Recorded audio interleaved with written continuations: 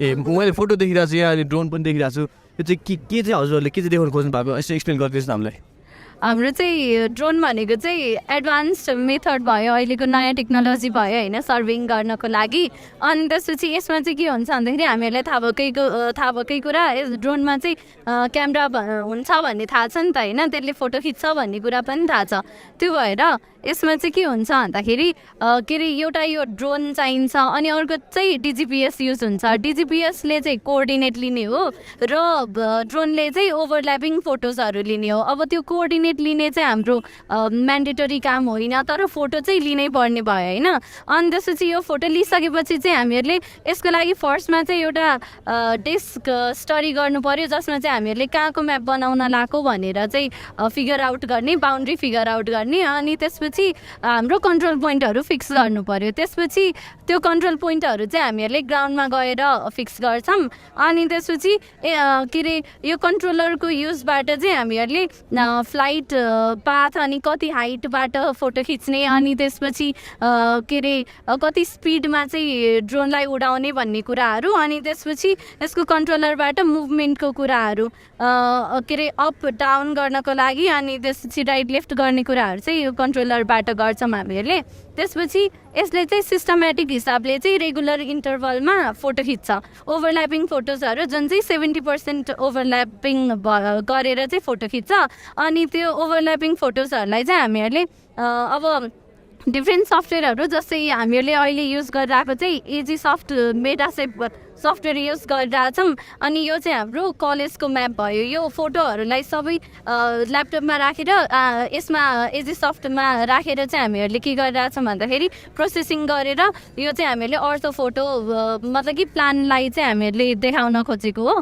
अनि यसैबाट चाहिँ हामीहरूले जिआइएसमा पनि राख्न मिल्छ। अनि त्यसपछि हामीहरूले फाइनल चाहिँ यो फर्मेटमा म्याप देखाउन खोजेको हो।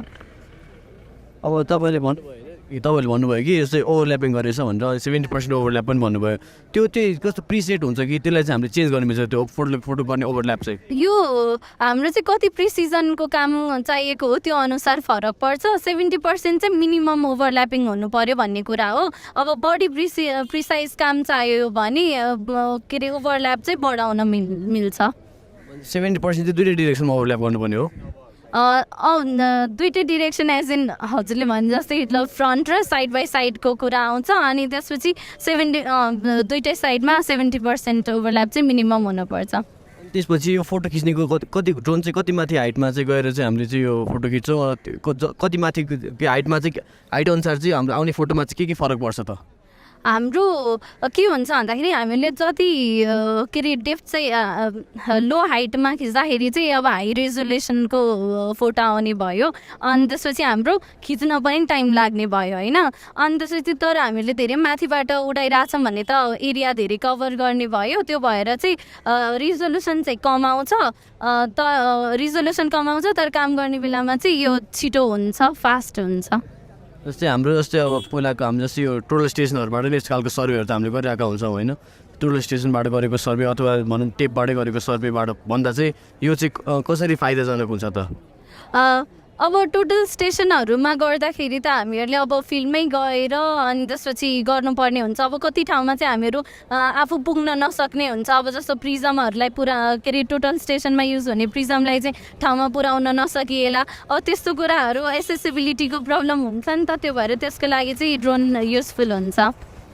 भनेपछि हजुरले चाहिँ अब आउने सर्वेहरूमा जस्तै स्कुल कलेजहरूमा पनि तपाईँ चाहिँ के ड्रोन सर्वेइङको नै लागि चाहिँ प्रस्ताव राख्न चाहनुहुन्छ? ड्रोन भन्दा नि अझ एडभान्स पनि आइसकेको छ होइन सर्वेइङमा।